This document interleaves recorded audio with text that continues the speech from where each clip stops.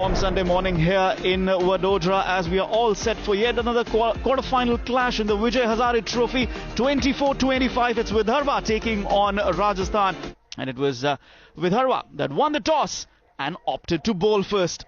Led by Karun Nair, the second highest run scorer, Jitesh Sharma, Dhruv Shori, and you look at Yash Thakur and Darshan Nalkande, all with good form. They got exciting batting unit at the top of the order. They will be having the services of Abhijit, who recently scored a lot of runs for Rajasthan. Shubham Gadwal is another exciting prospect. They got two international stars with ball in hand, Deepak Chahar and Khalil Ahmed. Abhijit Tomar. Manu Suthar, for a change, has been asked to open the batting because he batted well in the previous game. Darshan Nalkande गेंदबाजी करेंगे. One slip in position. A little bit of swing in the air. किया है अपने patch पर से और ये इस मुकाबले का पहला चौका रहेगा. Got it fine, Manu Suthar will run away to the fence for 4. Edge is found, catch is taken. It's given out, Tomar is gone. He's out, caught in the slips. Rajasthan lose their first. 7 over में राजस्थान 15 पे 1. And Mahipal Lomrod, the skipper, is now out in the middle. थोड़ा सा खराब line, इसका फायदा मिलेगा. ये boundary आती हुई फिर से बड़ा शॉट मारने की कोशिश की, लेकिन ध्रुव शोरे जिन्होंने लगातार दूसरा कैच पकड़ा है. इससे पहला कैच भी स्लिप में उन्होंने पकड़ा था और एक और सफलता दिलाते हुए 6 रन बनाकर आउट. 2 विकेट के नुकसान पे Rajasthan. Deepak Huda, 3,000 plus runs in his list A career. Just a bit of width, smacked, and has this gone past the fielder? Yes, it will run away for 4. इस बार थोड़ा सा जोखिम लिया, boundary हो जानी चाहिए. जी हाँ, आगे निकले, कदमों का इस्तेमाल किया और ये पहला बड़ा शॉट आता हुआ. Got it fine, picks up boundary. से पीछे हटे, पोल किया है और इस चौके की मदद से अरशद की साझेदारी पूरी हो गई. फिर से हवा में गेंद है, फील्डर पीछे थे, थोड़ा सा मौका जरूर था लेकिन कैच कर नहीं पाए. Dances down and clears the rope. लेकिन विकेट के मामले में नहीं. और यहां पर मौका, छकाया लाइन से, वाइड रहेगी लेकिन स्टंपिंग हुई है. Mahipal Lomrod. He's dismissed for 32. The partnership has been broken. Rajasthan 3 down now for 90. Shubham Gadwal, left-handed bat, is an attacking batter. Big shot. Humongous.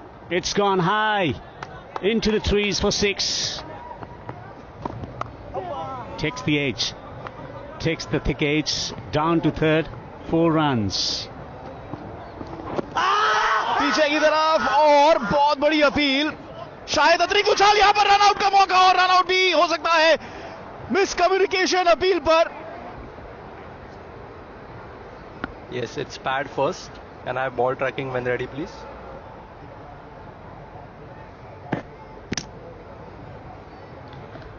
Okay, pitching outside off, impact in line, wickets, umpire's call, original decision not out. Yes. Ready with my decision for the big screen. एक तरीके से नहीं तो दूसरे तरीके से ही सही. यहां पर विकेट जरूर मिला है विदर्भा को. कार्तिक शर्मा आए हैं बल्लेबाजी करने के लिए. ड्राइव किया है, डीप में फील्डर जरूर मौजूद हैं लेकिन कोई फायदा नहीं क्योंकि बाईं तरफ से गेंद निकली है बाउंड्री के लिए. ओवर की आखिरी गेंद पर यह बाउंड्री आई है. हवा में एक बार फिर से बड़ा शॉट और एक और छक्का. लेकिन इस बार कनेक्शन हुआ है. क्या मैदान के बाहर जाएगी? बिल्कुल बाहर नहीं, बहुत बाहर गई है ये. फिर से थोड़ा स्लो था गेंद. ये इस बार कनेक्शन ठीक बैठता है अथवा नहीं, बैठ गया.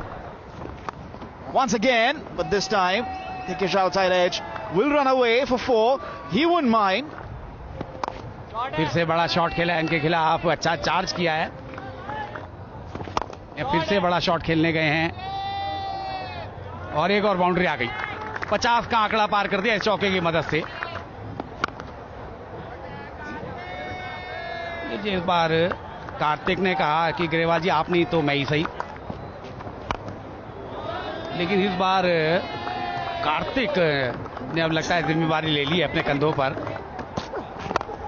Full driving, wonderful ball striking from Shubham Gadwal. लीजिए इस बार पटका है, पुल किया है, डीप में फील्डर तो मौजूद हैं और जब मौजूद हैं तो फिर कैच भी पकड़ेंगे। और ठाकुर को मिली है दूसरी सफलता और set batsman Shubham Grewal 59 run बनाकर आउट हुए। 195 5 विकेट पर राजस्थान नए बल्लेबाज समर्पित जोशी। कार्तिक जारी रखे हुए रन बनाने का सिलसिला। The over reverse beautifully executed. Sharma goes through extra cover, blazing it hard. गति में परिवर्तन और यहां पर चौका मिलेगा। Turns away on the onside. He's going to take a single. It's a half century for Karthik Sharma. Smack through the onside. That's a mighty connection. बड़ी appeal और अंपायर ने उंगली उठा दी और साथ ही साथ रिव्यू भी यहां पर। Pitching outside off, impact in line, wickets hitting, original decision out. Abhijit, you can stay with your original decision. Please make the signal. Out रहेगा यहां पर कार्तिक शर्मा। 62 रन बनाकर जा रहे हैं। 50 रन की साझेदारी टूटी यहां पर 245 पे 6। Deepak Chahar pulled it majestically. पर फिर से अपील नलकांदे की, गेंद बाउंड्री के पार चली जाएगी। फिर से गति परिवर्तन, लेकिन सीधी दिशा में खेला है और चौके के लिए 2 फील्डर थे और चौका यहां पर। Joshi with the innovative shot straight to the fielder. Thakur strikes again. फिर से गति में वही परिवर्तन की जो हम बात कर रहे हैं, पूरा ओवर ही उसी तरीके से कराया है। जोशी यहां पर 23 रन बनाकर आउट। 20 गेंदों का सामना किया था उन्होंने। राजस्थान 264 पे 7। Ajay Singh Kukna. Leg side की दिशा में थी गेंद और फाइन लेग ऊपर था, ऑफ स्टंप के बाहर थी। ये मौका दिया हाथ खोलने का और खोल दिए हाथ। और अब यश ठाकुर के आखिरी ओवर की शुरुआत और यहां पर शुरुआत हुई है चौके के साथ। इस बार कनेक्ट किया है, कट किया है और चौका मिलेगा। Full toss, lobbed it down the ground and is taken. 4 wicket के साथ देखिए फुल टॉस रहा। दीपक चहर ने कोशिश की फायदा उठाने की, लेकिन सीधा फील्डर के हाथ में। दीपक चहर 30 रन बनाकर out. Tremendous recovery from Rajasthan after 27 for 2 in the first 10 overs. In the power play overs where conditions were conducive for the fast bowlers, they bowled expertly. With Darba, they need 292 runs to win in 50 overs at the rate of 5.84 runs per over. Dhruv Shore 2,370 runs. And then Yash Rathod 682, 24 years old, 89 wickets of 66 matches, 32 years old.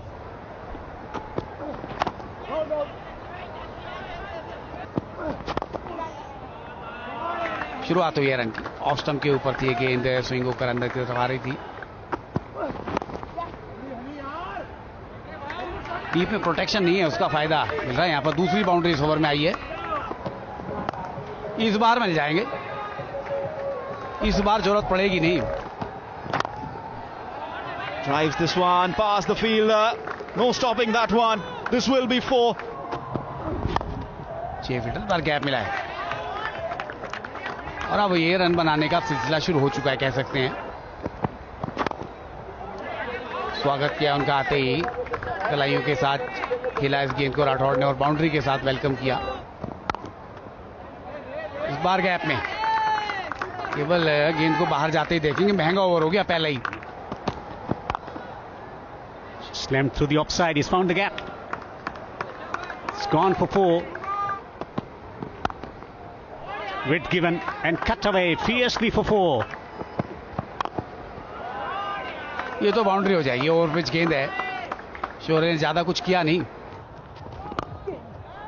हवा में खेला है यहां पर और सीधा fielder के हाथ में जो ब्रेक थ्रू चाहिए था वो मिल गया है। अजय सिंह कुगना ने दिलाई है विकेट अपनी दूसरी ही गेंद पर और यश Rathore is dismissed for 39, 92 for 1. Karun Nair नए बल्लेबाज विदर्भा के कप्तान, आसानी से स्वीप किया और यहां पर चौका मिलेगा। Getting the ball to cut and takes a single, half century, good half century, struggled initially and played shots all around the ground, 50 up 67. Pull this time in the air and over the field at the rope, and Shorey will get a 6 for it. End of the over, 116 for 1. Pitched it from outside off stump, pulled it, and he will get a boundary. बार कंधों कदमों का इस्तेमाल किया, deep में fielder मौजूद हैं लेकिन वो केवल दर्शक बने रहेंगे। लीजिए एक और बाउंड्री आ गई, महंगा ओवर आ गया ये, 50 रन की साझेदारी भी हो गई। Pulled, belted away into the fence for 4. Shot and pulled away. Another cracking shot. फिर से शॉर्ट गेंद था, पुल किया और ऐसा लग रहा था तोहफे में दे रहे हैं ये। बैकफुट से गए, फिर से शॉर्ट गेंद थी और देखिए 4 सिंगल लगाए थे, आखिरी गेंद पर आपने boundary they the. Playing with a soft hand, hesitation, eventually going for a single. और करुण ने साथ ही अपना शतक पूरा किया है, कप्तानी पारी खेली है, 48 गेंदों में 50 रन बनाए हैं। Pulled behind square for 4. Lobs the ball away. Good strike. लीजिए करुण नायर हैं, बाउंड्री लगाई, इसके साथ ही 200 का आंकड़ा पार करा दिया। क्या ये भी बाउंड्री होगी? लीजिए Easily worked away on the onside for a single. Oh, it's gone for 4. Pulled powerfully. Reverse employed and successfully too. Drive यहां पर शौरी के बल्ले से कवर की दिशा में और उस चौके के साथ शतक अपना पूरा किया। इस वर्ष के विजय हजारे ट्रॉफी में पहला शतक ग्रुप शौरी का क्वार्टर फाइनल में। एक और पुल शॉट आज भरमार लगाई है, छक्का यहां पर करुण नायर के बल्ले से। Shot, uppercut, beautifully struck. He kept his eyes on the ball and sent it to the boundary for 4.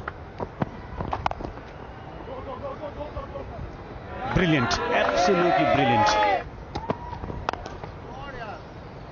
किया यहां पर और चौका मिलेगा। करुण नायर का एक और शतक इस सीजन के विजय हजारे ट्रॉफी में, और देखिए डगआउट में किस प्रकार से खुशी की लहर। Amazing, astonishing, incredible innings from Karun Nair. Oh, lofted stroke straight down the ground. A glorious hit for 6. एक और बार आगे बढ़कर जल्दी खत्म करना चाहते हैं अब। चौका। Another astonishing stroke. Outrageous batsmanship from Karun Nair. एक और चौका ओवर की समाप्ति के लिए।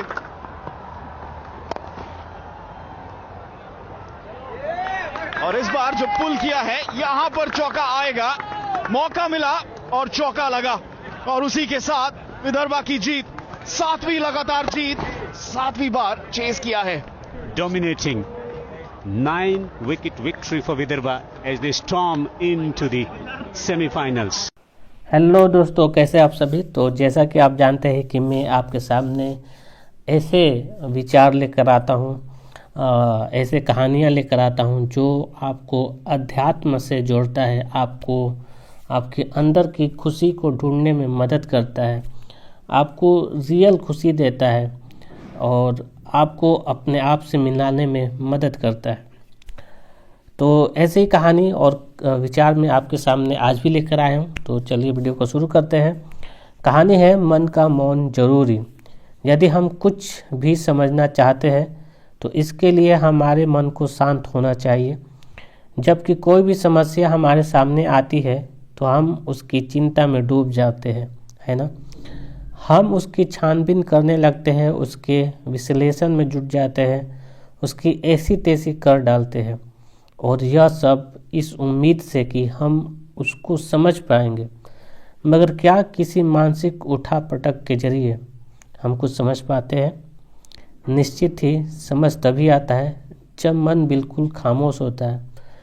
कहा जाता है हम जितना अधिक भूखा या युद्ध के प्रश्न से अथवा किसी भी मानवीय समस्या से जूझेंगे, शताब्दियों से युद्ध हो रहे हैं, उतना ही अधिक उसको समझ पाएंगे। क्या यह सच है? शताब्दियों से युद्ध हो रहे हैं, व्यक्तियों के बीच, समाजों के बीच द्वंद्व बना हुआ है, आंतरिक और बाहरी जंग जारी है। क्या उस युद्ध का, उस द्वंद्व का निपटारा हम और अधिक द्वंद्व या संघर्ष से किसी चालाकी भरे प्रयत्न से कर सकते हैं? हम समस्या को केवल तभी समझ पाते हैं जब उसके सामने होते हैं, जब हम तथ्य का सामना कर रहे होते हैं। और किसी तथ्य का सामना हम तभी कर पाते हैं जब मन और तथ्य के बीच बाधा उत्पन्न करने वाला कोई विक्षोभ नहीं होता। अतः यदि हम समझना चाहते हैं तो क्या जरूरी नहीं कि मन मौन हो। आप कहते मेरा मन शुद्ध है, इसे कैसे शांत रखूं? क्या कोई पद्धति मन को शांत कर सकती है? क्या कोई अनुशासन इसको मौन कर सकता है? ऐसा किया जा सकता है, परंतु जब इस प्रकार मन को शांत बना दिया जाएगा तो क्या वह मौन होगा? क्या निश्चलता होगी? या वह मन को किसी विचार, किसी सूत्र, किसी शब्दावली में जकड़ लेना होगा? ऐसा मन तो मृत मन होगा।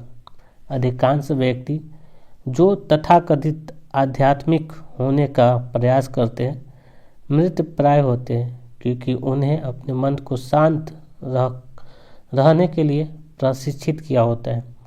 शांत रहने के लिए उन्होंने अपने आप को किसी नुस्खे में कैद कर लिया होता है। स्पष्ट है, ऐसा मन कभी मौन नहीं होता, उसे केवल दमित कर दिया गया है, दबा दिया जाता है। मन केवल तभी मौन होता है जब वह इस सत्य को देख लेता है कि समझ तभी संभव है जब मन मौन हो। यानी यदि मैं आपको समझाना चाहूँ तो मुझे शांत होना होगा, मुझे आपको विरुद्ध कोई प्रतिक्रिया न हो, मैं पूर्वग्रहों से मुक्त हूँ, मुझे अपने समस्त निष्कर्षों, अनुभवों को हटाकर आपके समक्ष आना होगा। जब मन संस्कार ग्रस्ता से मुक्त होता है, केवल तभी मेरे लिए समझ पाना संभव होता है। जब मैं इस बात को, सत्य को देख लेता हूँ, तभी मन मौन होता है, और तब यह प्रश्न नहीं उठता कि मन को शांत कैसे बनाया जाए। इस लेखन को लिखा है जे कृष्णमूर्ति ने। और जो विशेष बात है, जब व्यक्ति इस सत्य को देख लेता है कि समझ तभी संभव है जब मन मौन हो, यानी यदि मैं आपको समझाना चाहूँ तो मुझे शांत होना होगा, मुझे आपके विरुद्ध कोई प्रतिक्रिया ना हो। तो यह लेखन आपको कैसा लगा? मन का मौन होना क्यों जरूरी है, आपको अच्छे से समझ में आ गया होगा। तो चलिए चलते हैं अपने दूसरे विचार की ओर। भक्त को संशय नहीं होता। भागवत में लिखा है कि सुदामा जी जब भगवान के यहाँ से चले तो भगवान ने कुछ नहीं दिया। सम्मान तो किया, कुछ दिया, किंतु कुछ नहीं दिया। दूसरा कोई होता तो नाराज हो जाता कि अब आपके यहाँ नहीं आऊँगा। क्या आप मित्र हो? मैं गरीब ब्राह्मण हूँ और मुझे कुछ नहीं दिया। मगर जैसा द्वारकाधीश कृष्ण, तो सुदामा भी द्वारकाधीश है। भले महल नहीं है, शास्त्रों में ने लिखा है कि ईश्वर को जानने वाला ईश्वर हो जाता है। सुदामा ब्रह्म को पहचानने वाले संत हैं, वह ब्रह्म के समान हो गए। उन्हें वही आनंद चित्त की अवस्था प्राप्त है वही श्रद्धा की अवस्था प्राप्त है जो भगवान श्री कृष्ण को प्राप्त है। तो सुदामा जी ने मांगा नहीं कुछ भी। आज का कोई होता तो हंगामा ही कर देता, खरी खोटी सुनाता, अनशन पर बैठ जाता। सुदामा जी ने भी विचार किया कि भगवान ने कुछ दिया नहीं, कहीं ऐसा तो नहीं कि भगवान गरीब हो गए। वैसे भगवान तो कभी गरीब नहीं हो सकते। संपूर्णता में जिसको सब कुछ प्राप्त है उन्हें ही भगवान कहते। भग माने संपूर्ण ऐश्वर्य, धर्म संपूर्ण, वैराग्य संपूर्ण, ज्ञान संपूर्ण। भगवान की गरीबी कैसे आएगी? वह तो समग्र धनशाली है। ऐसा तो नहीं कि कंजूस हो गए भगवान। फिर सुदामा जी ने सोचा कि ऐसा क्यों सोचे, भगवान तो परम उदार है, कल्याणकारी गुणों के समुद्र है। प्रेम लगाओ शक्ति के समुद्र है। भगवान कभी पाप नहीं करते, किंतु दुर्भाग्य हमारे मन में आते हैं, उसका मूल कारण पाप ही है। चाहे क्रोध हो, लोभ हो, द्वेष हो, सबके मूल में बैठा है पाप। भगवान कैसे अनुदार हो जाएंगे? वह तो परमोदार है। सुदामा जी ने समाधान निकाला, अद्भुत भगवान की कृपा है। भगवान ने हमारे परित्याग को, हमारा जो समष्टि के लिए समर्पित जीवन है, रोम रोम में, बाहर से भीतर से हमारा जो समुदाय ही सेवा के लिए जीवन है, उसे कहीं हम अलग ना हो जाए, कहीं हम भोगी ना हो जाए, कहीं हम संतुष्ट ना हो जाए, कहीं हमारा भजन न छूट जाए। इसलिए भगवान ने नहीं दिया, कहीं हमारी विशिष्टता लुप्त ना हो जाए, कहीं हम भगवान के लिए जीना छोड़ अपने लिए न जीने लगे। इसलिए भगवान ने हमें कोई भौतिक संसाधन नहीं दिया। यह विचारों की महान अवस्था है, इससे बड़ा व्यवहार क्या होगा? सुदामा जी ने कितना बड़ा समाधान किया। अब तो लोग ऋण लेकर व्यक्तिगत संपत्ति बना लेते हैं, फिर दिवालिया घोषित हो जाते हैं। बड़े बड़े शहरों में हजारों लोग पूर्ण संपत्तिवान होकर भी अपना दिवाला निकाल रहे हैं। ऐसे लोगों को कब और कैसे सुकून मिलेगा, कैसे शांति मिलेगी? कभी नहीं मिलेगी। यह तो द्वारकाधीश ने अद्भुत प्रेम की वर्षा करके समर्पण की धारा बहा दी। और इस लेखन को लिखा है रामानंदाचार्य स्वामी श्री राम नरेशाचार्य ने। तो आपको ये लेख कैसा लगा, ये भी कमेंट करना ना भूलें। तो हम लोग बढ़ते हैं अपने अगले लेख की ओर। स्वामी जी ने जिन्हें बुलाया था इंडिया। बंगाल में अपनी जन्मभूमि से 13,000 किलोमीटर दूर अमेरिका के ट्रेडाइट शहर में एक भवन के बड़े कमरे में स्वामी विवेकानंद विराजमान थे। शिकागो के विख्यात धर्म सभा में वह भारतीयता का ध्वज लहरा चुके थे। भारत के अद्भुत युवा सन्यासी जिसकी उम्र 31वें वर्ष में प्रवेश कर गई थी, भगवा चोले में शांत भाव से प्रवचन कर रहे थे। यह समझा रहे थे कि दिल और दिमाग के बीच अक्सर जंग छिड़ जाती है। दिल कहता है ऐसा करो, दिमाग कहता है वैसा करो। ध्यान रहे, जब भी ऐसा मौका आए और किसी फैसले पर पहुंचने में मुश्किल आए तो दिल की सुनना है। सुनने वालों में शामिल एक युवती खुशी से झूम उठी, क्योंकि जिस परिस्थिति का व्याख्यान स्वामी जी कर रहे थे वैसी स्थिति अक्सर पैदा होती थी। वह इस व्यवहारिक ज्ञान के बहाव में बहने लगी थी। स्वामी जी के ज्ञान की लड़ी टूटती न थी। अब वह समझ रहे थे कि खुद को कमज़ोर समझना पाप है। यहाँ भी युवती को लगा कि यह बिल्कुल मन की बात है। वह खुद को बहुत कमज़ोर समझती है। पिता का जब सिर से साया उठा तब उसके कंधे पर पूरे परिवार की जिम्मेवारी आ गई थी। वह बच्चों को पढ़ाकर किसी तरह से घर चलाने लगी। युवती को उसी क्षण लगा कि स्वामी जी के पास उसकी सभी समस्याओं का समाधान है। उसे कहीं भटकने की जरूरत नहीं है। उसे पिता से भी बढ़कर एक महापिता मिल गए हैं। कितना मधुर बोलते हैं। वह सोचने लगे कि मैंने कभी ऐसी आवाज़ नहीं सुनी, इतनी असली सुरीली।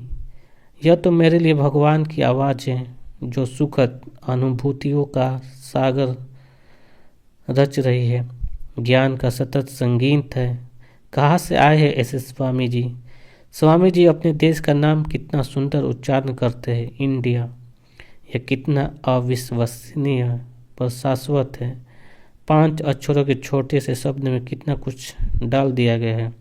जोश, जुनून, जज्बा, स्वाभिमान, आकांक्षा, आराधना, पीड़ा, शालीनता और ढेर सारा प्यार। India, my India. पहली भेंट से स्वामी जी से मन ऐसे जुड़ा कि वह प्रवचन सुनने रोज पहुंचने लगी। वो कोशिश करती कि स्वामी जी का एक भी शब्द अनसुना न रह जाए। खैर एक दिन आया जब स्वामी जी ने टेडाइस से 700 किलोमीटर दूर 1000 आइलैंड पार्क में शिविर लगाया।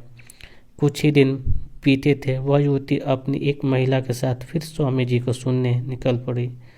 जब खूब बारिश हो रही थी, वह भीगती चली जा रही थी। कहीं रुकती तो वक्त बर्बाद होता। जब स्वामी जी ने देखा तो कहा, ओ क्रिस्टियन ग्रीनस्टर्डल, तुम इतनी दूर से आ गई। क्रिस्टियन ने हाथ जोड़कर मुस्कुराते हुए उत्तर दिया, जीसस से मिलने के लिए इतनी दूरी तय करना कुछ भी नहीं है। तब भाव भरा उत्तर मिला था, अगर जीसस जैसी आध्यात्मिक क्षमता मुझ में होती तो तुम्हें इसी क्षण मुक्ति दे देता।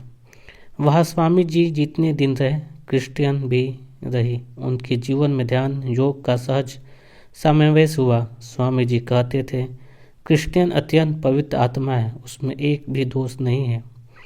वही क्रिस्टियन ने गुरु दीक्षाली और ब्रह्मचर्य का संकल्प भी सहर्ष लिया। स्वामी जी कहते थे, क्रिस्टियन तुम्हें भारत आना ही होगा, वहाँ बहुत काम है, वहाँ शिक्षा की बहुत ज़रूरत है। स्वामी जी भारत आ गए। क्रिस्टियन भी भारत आने वाली प्रबल इच्छा थी, पर 5 छोटी बहनों की देखरेख और वृद्ध माता की सेवा का दायित्व था। उसके बाद जब संसार से विदा हुई तब वह 8 वर्ष इंतजार के बाद 7 अप्रैल 1902 को भारत पहुंची। बेलूर मठ में स्वामी जी मानो प्रतीक्षा ही कर रहे थे। योग की जो भी शिक्षा शेष थी, स्वामी जी ने सप्ताह भर में क्रिस्टियन को प्रदान कर दी। स्वामी जी को संसार से जाने की बड़ी जल्दी थी। उसी साल 4 जुलाई को उन्होंने प्राण त्याग दिया। गुरुदेव के आदेश से क्रिस्टियन यही भारत में रहकर सिस्टर निवेदिता के साथ बालिका विद्यालय में पढ़ाने लगी। प्रचार प्रसार से सदैव दूर रहने वाली संकोची, शर्मीली, निर्मल संत सिस्टर क्रिस्टियन के महत्व को इस बात से समझा जा सकता है कि स्वामी विवेकानंद ने अपने छोटे से जीवन में 750 से ज़्यादा पत्र लिखे। उनमें से सर्वाधिक 90 पत्र उन्होंने क्रिस्टियन को लिखे। स्वामी जी ने अपनी इस प्रिय पुत्री के बारे में कहा था कि इन्हें इसी संसार में रहते मुक्ति का आभास हो जाएगा।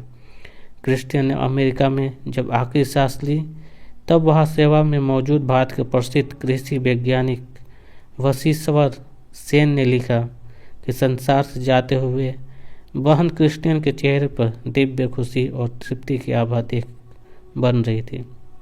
यह प्रस्तुति है गणेश उपाध्याय की। आपको ये लेख कैसे लगे कमेंट बॉक्स में बताना ना भूलें और वीडियो को शेयर करें, चैनल को सब्सक्राइब करें। धन्यवाद।